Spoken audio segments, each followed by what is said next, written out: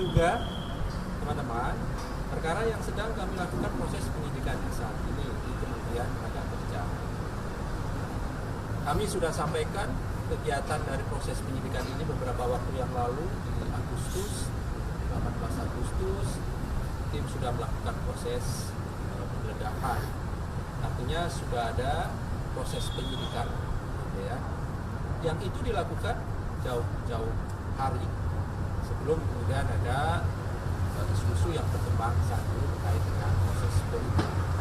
Sekali lagi kami tegaskan, ini tidak ada kaitannya sama sekali dengan proses-proses politik maksud, gitu ya. Kami ini KPK, lembaga penegak hukum. Dalam bidang penindakan, tentu politik bukan wilayah kami. Kami tegak lurus pada proses penegakan hukum tindak pidana korupsi. Jadi sama sekali tidak ada kaitannya proses-proses politik yang sedang berlangsung. Oleh karena itu kami berharap semua pihak untuk menahan diri. Jangan sampai kemudian membangun opini, membangun narasi seolah-olah kemudian kerja-kerja KPK bisa dipautkan dengan proses-proses politik yang sedang berlangsung. Kami paham betul bahwa ini adalah tahun politik, tetapi kami berharap jangan bawa KPK pada ke persoalan-persoalan politik yang sedang berlangsung. Tentu ketika naik proses penyidikan, pasti diawali kegiatan yang kita sebut dengan penyelidikan. Penyelidikan itu biasa sehari 2 hari, gitu ya.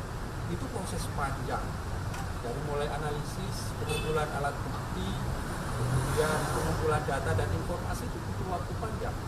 Kalau kemudian naik pada proses penyidikan di bulan Juli dan seperindik di Agustus, itu juga masih jauh dari proses yang saya kira teman-teman dan masyarakat tahu ada proses politik tentang pencapresan ataupun calon wapres di tahun 2024. Perkara ini sudah KPK lakukan sudah jauh hari sebelum itu.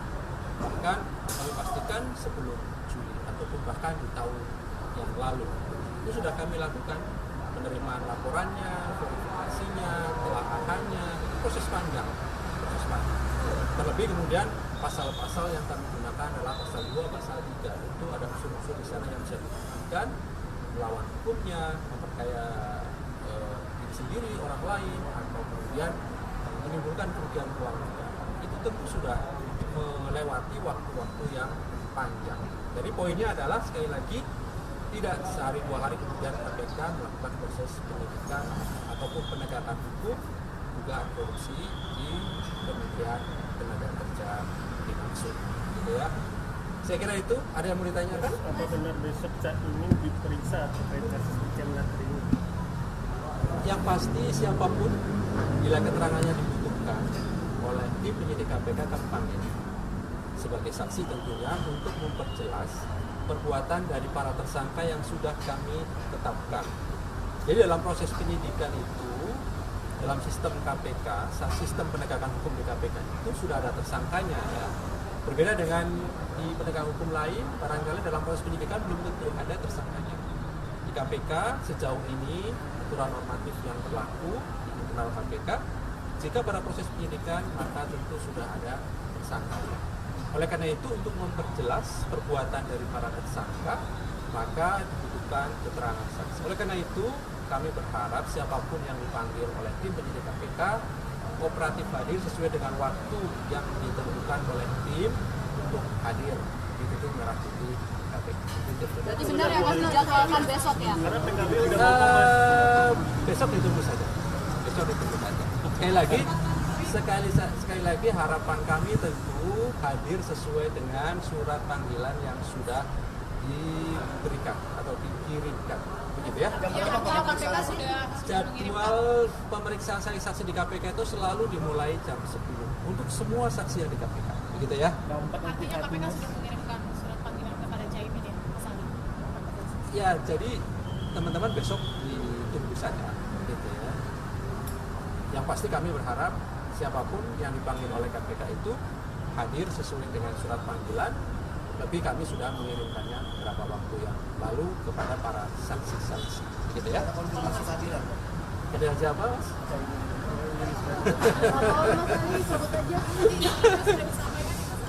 Jadi untuk memanggil saksi itu minimal 3 hari sebelumnya sudah harus disampaikan, dan semua saksi yang dipanggil untuk besok hari Selasa itu pasti kami pastikan juga sudah diberikan surat panggilannya jauh hari sebelumnya. Oke? Adakah saksinya saat ini? Untuk jadwal biasanya keluarnya kan memang besok ya, gitu ya. Tetapi memang ada pemanggilan saksi untuk perkara di Kemnaker besok.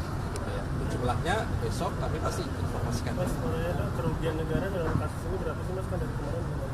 Untuk kerugian keuangan negara, kemudian perbuatan melawan hukum, termasuk merugikan atau menguntungkan siapa gitu ya, itu kan materi Mas ya.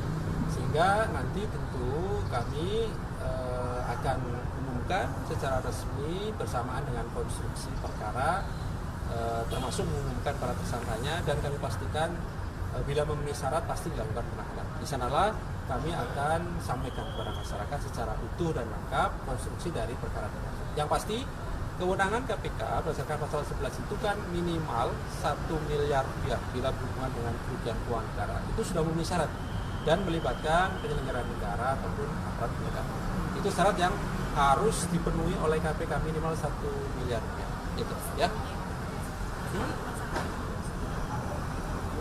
Ya, sudah ada tersangka ya untuk perkara ini, tapi kami belum umumkan. Kasus Ya. dari Mami kan itu kan udah eksekusi Mas. Nah,